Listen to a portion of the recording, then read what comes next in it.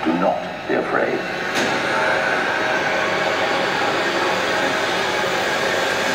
You will witness a miracle.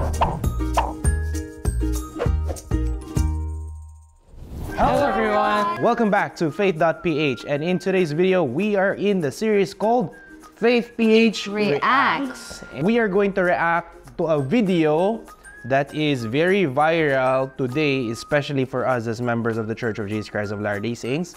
And yung title ng video na to ay... Tan-tan-tan! Heretic. Heretic. Heretic? Heretic.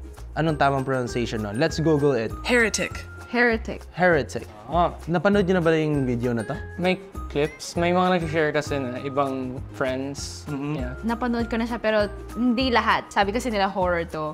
So every time na merong thrill part na yung sound na hindi ko na tinutuloy. So yun. I'm not into horror kasi. Nung sinabi nilang i-react natin ito and na-provide nila yung link, napanood ko yung pinakauna. Pero hindi ko tinapos yung trailer kasi nga gagawin natin siyang blind reaction. So, walang magko-cover ng mata para mapanood niya. Kasi... So, we are going to watch it first and then we are going to share our thoughts afterwards. Let's watch it. Hi, good afternoon, ma'am. Are you interested in learning about our Savior, Jesus Christ? Totoo yan. Hi, good afternoon. Hi, are you? My name is Sister Barnes, and oh my gosh.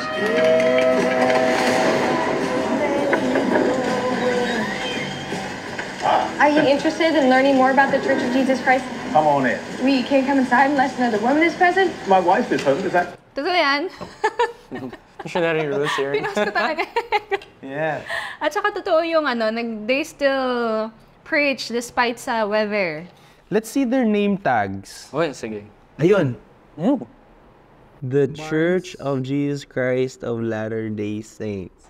We are not sure if they are really related or if they are associated to the Church of Jesus Christ of Latter-day Saints. Pero definitely, if this is a movie and they want to use that tag, they are free to do it naman.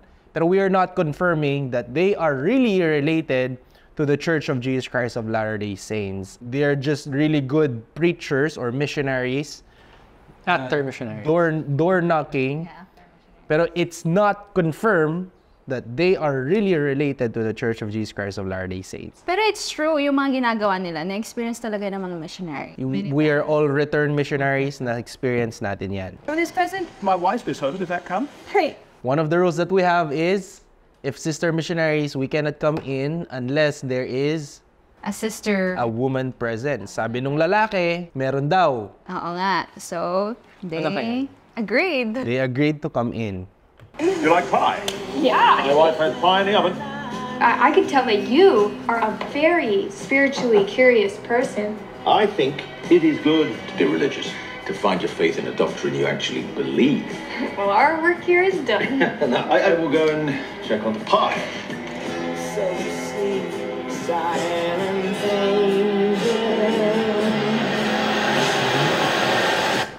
Blueberry pie. Oh.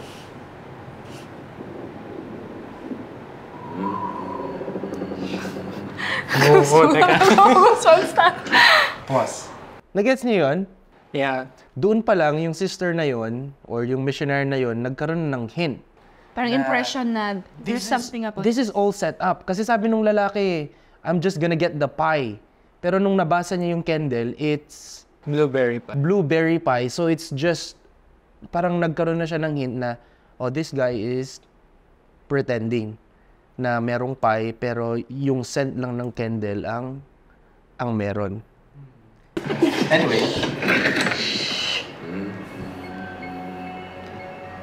You read through this? You're crazy.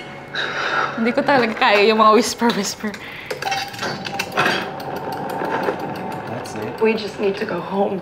I won't keep you if you wish to leave. But I want you to choose which door to go through based on your faith. What does this have to do with us leaving? Everything.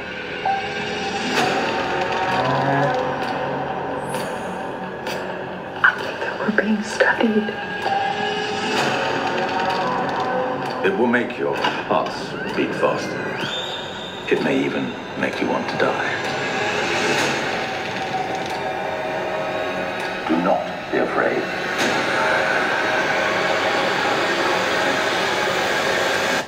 You will witness a miracle.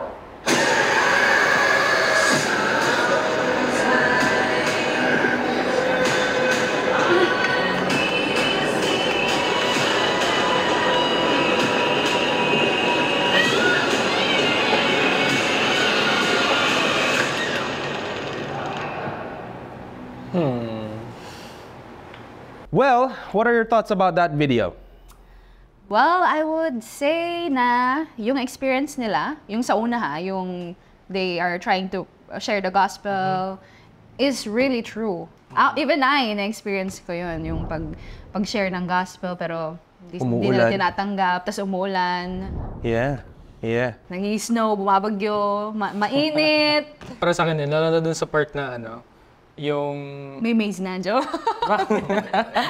Na-experience kang gano'n? Boy pa pala ako.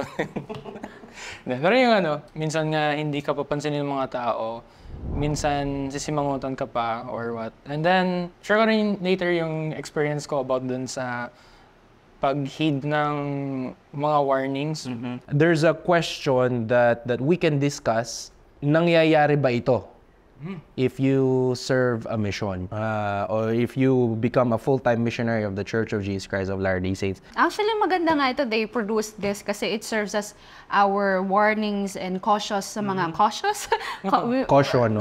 Caution sa mga sa mga missionaries. Yeah. Good. But don't be afraid. We are here to discuss the positive side of what really happens during our full-time service as a missionary. Although, to answer the question, does it really happen? Yes, it does happen. Hindi lang ganun ka-high production yung mga accidents and mga pwedeng mangyari sa missionary. Yeah, it does happen. Accidents and mga scenarios similar to that might happen during your or our full-time service. Sabi nga ni Jared, meron kang experience regarding that. Yeah, pero here's the thing. I am pretty sure if you are in the service of God, you are entitled for the Lord's help. Alam ko may scripture na ganun eh. Nakalimutan ko lang kung saan. Hahanapin ko, ipopost ko yan dito. Pero... Or if alam niyo na, comment niyo na. Oo, comment niyo na lang. Our team leader actually gathered some information about mga experiences na mga real-life scenarios. Pero don't worry, again, don't be discouraged to those missionaries or members of the church who would like to serve a full-time missions. Sabi nga namin, a word of comfort is you are definitely entitled for the Lord's help once you serve in the Lord's errand. Also, this is an inspiration for you to prepare yourself more and to have the Spirit more para maging aware ka and sensitive sa Spirit kapag nasa mission ka na. Tama. The Spirit is going to prompt you what you should do during your full-time service. Actually, in real life, the Spirit or the Holy Ghost will definitely teach you if you're in a danger or not. Or it is the one that is going to protect you. For sure, yung mga nag-share ng experience doon sa binigay ni Ate Julia, meron silang say about the Spirit or they are guided and saved. Yeah. Actually, marami siyang pinadala sa amin ng mga real-life experiences of past full-time service missionaries. Mga nag-serve na sa mission. So, bahala na kayo kung gusto nyong basahin. Pero you can pause the video. Ito yung una. Ito yung pangalawa. Ito yung pangatlo. Ito yung pang-apat. So, back to the video tayo. We are going to read at least one lang, no? That really highlights yung incident tulad ng pinanood nating video. So, ito na. Okay. Galing ito kay Crystal D. Kaindoy. Nag-exchange kami noon, which is exchanges of companionship. Kasama ko ang companion ko noon. Nasa apartment ako nila.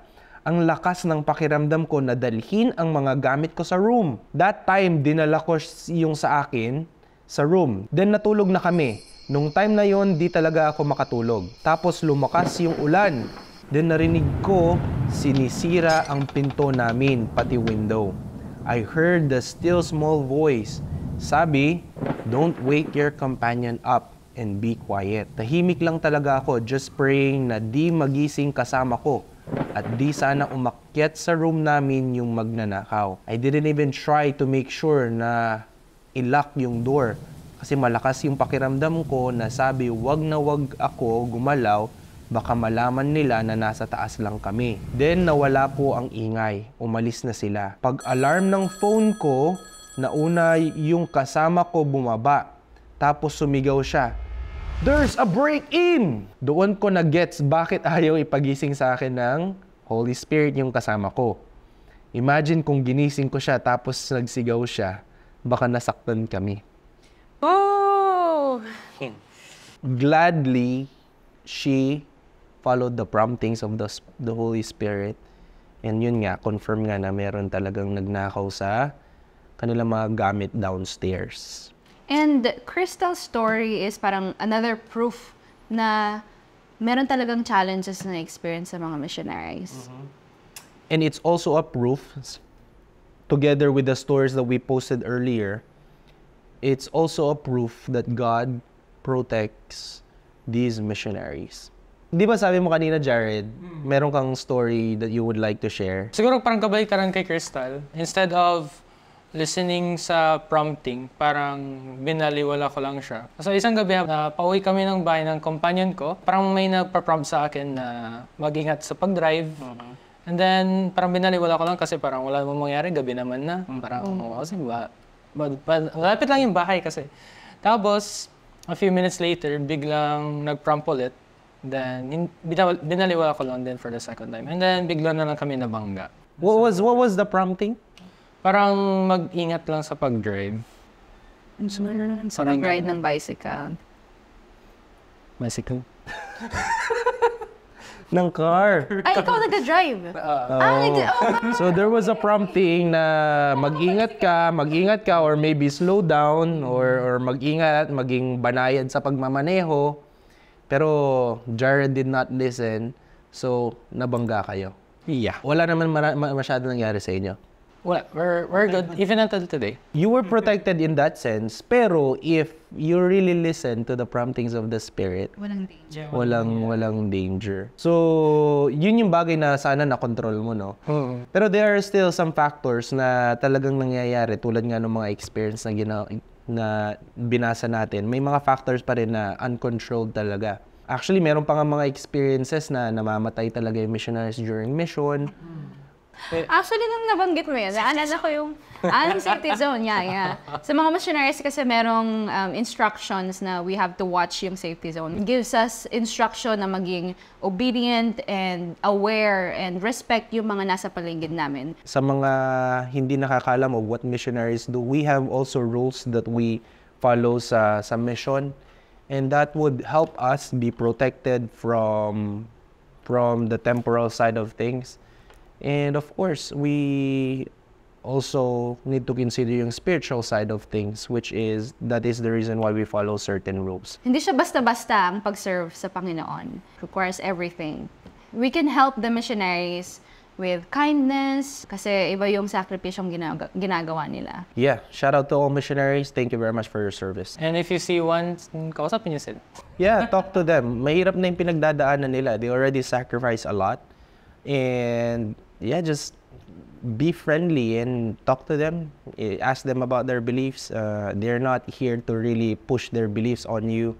They just want to have a chat. If you don't want them, definitely say it kindly. The point is, what they do is hard work. Let us just all be kind to each other. Express kindness and love. Yeah. And that's it for our video. Thank you very much for watching. And don't forget to follow us on our other social media accounts. If you have any questions, you can comment down below. That's it. See you in the next video. Bye-bye.